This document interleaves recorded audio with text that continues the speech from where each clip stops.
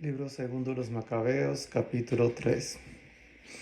Mientras la ciudad santa era habitada en completa paz y las leyes guardadas a la perfección, gracias a la piedad y al aborrecimiento del mal del sumo sacerdote Onías, sucedía que hasta los reyes veneraban el lugar santo y honraban el templo con magníficos presentes, hasta el punto de que Seleuco, rey de Asia, proveía sus propias rentas a todos los gastos necesarios para el servicio de los sacrificios. Pero un tal Simón, de la tribu de Bilga, constituido administrador del templo, tuvo diferencias con el sumo sacerdote sobre la reglamentación del mercado de la ciudad. No pudiendo vencer a Onías, se fue donde Apolonio, hijo de Traseo, estratega por entonces de Seleciria y Fenicia, y le comunicó que el tesoro de Jerusalén estaba repleto de riquezas incontables, hasta el punto de ser incalculable, la cantidad de dinero sin equivalencia con los gastos de los sacrificios, y que era posible que cayeran en poder del rey. Apolonio, en conversación con el rey, le habló de las riquezas de las que había tenido noticias.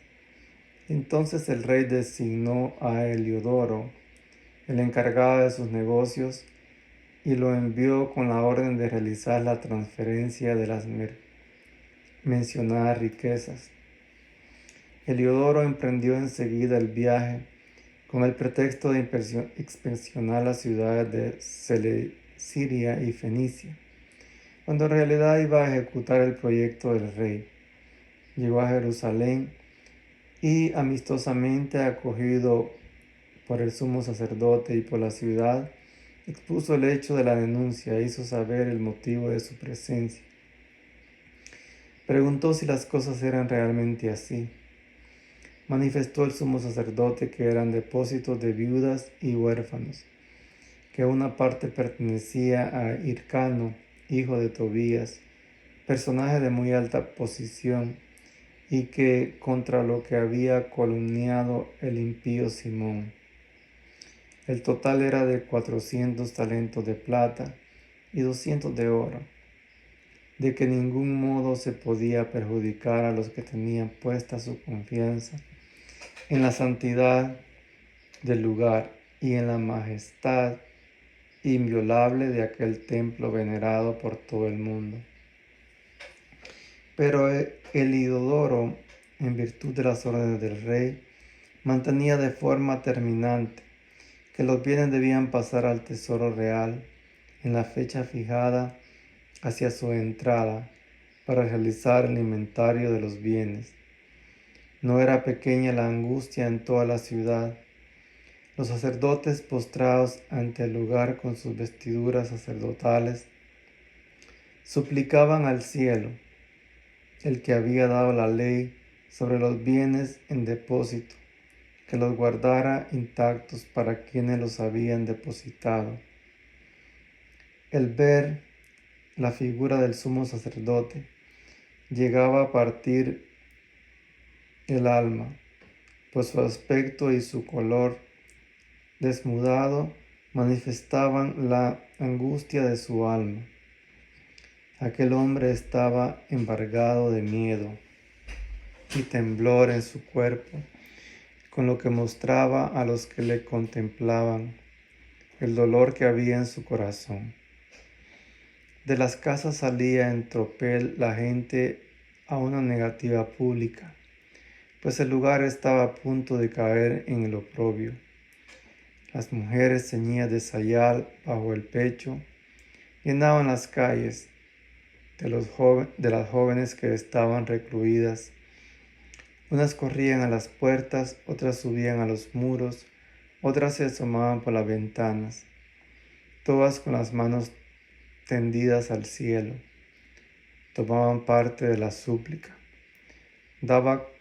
Dada compasión, aquella multitud confusamente postrada y el sumo sacerdote angustiado en honda ansiedad, mientras ellos invocaban al Señor Todopoderoso para que guardara intactos en completa seguridad los bienes en depósito para quienes las habían confiado.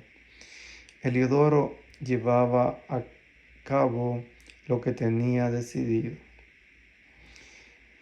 Estaba ya ahí mismo con su guardia junto al tesoro, cuando el soberano de los espíritus y de toda potestad se manifestó en su grandeza, de modo que todos los que con él juntos se habían atrevido a acercarse, pasmados ante el poder de Dios, se volvieron débiles y cobardes, pues se les apareció un caballo montado por un jinete terrible y guarnecido, con riquísimo arnés. Lanzándose con ímpetu, levantó contra Heliodoro sus patas delanteras. El que lo montaba aparecía con una armadura de oro. Se le aparecieron además otros 2 jóvenes de notable vigor, espléndida belleza y magníficos vestidos, que colocándose a ambos lados le azotaban sin cesar, moliéndolo a golpes.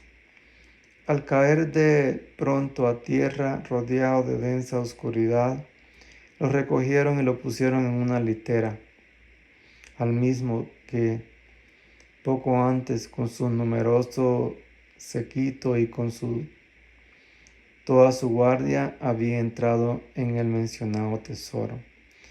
Lo llevaban ahora incapaz de valerse por sí mismo, reconociendo todos claramente la soberanía de Dios.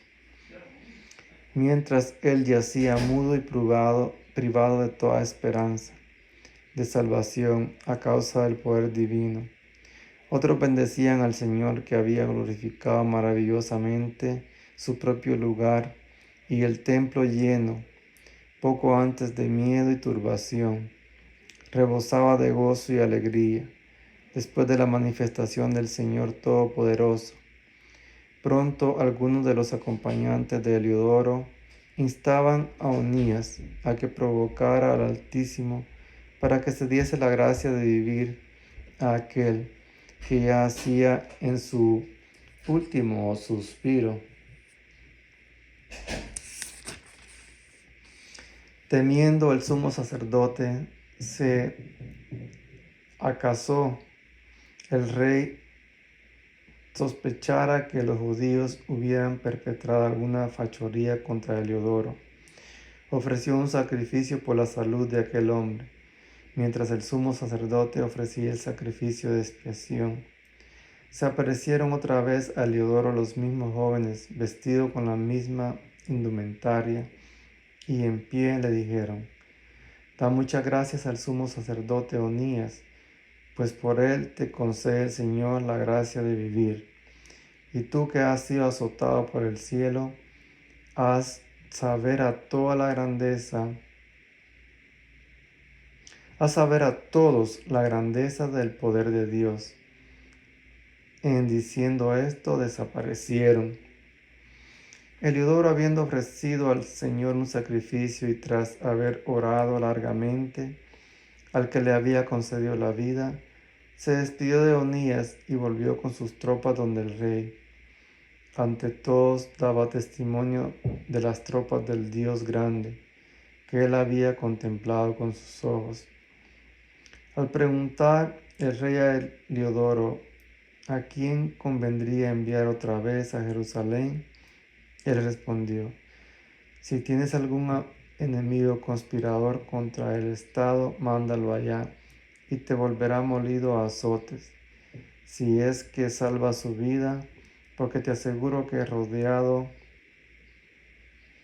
aquel lugar una fuerza divina, pues es el mismo que tiene en los cielos su morada. Vela y protege aquel lugar, y a los que se acercan con malas intenciones los hiere de muerte. Así sucedieron las cosas relativas a Heliodoro y a la preservación del tesoro.